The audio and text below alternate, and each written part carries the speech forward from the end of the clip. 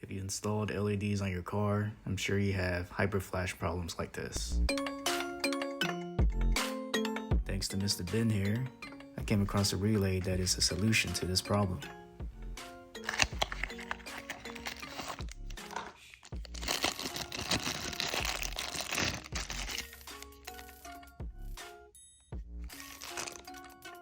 Alright, so to get access to the relay, you're gonna have to move the two covers by the footrest.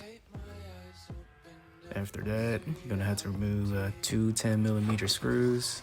One's down here, and the other one is right here behind this black cable. Once the screws are removed, this is the relay that you want to take out. Right there. Alright, so I did remove it. It was kind of a pain in the ass, but you had to get a little tool to wedge in between these two prongs here and then pull it out.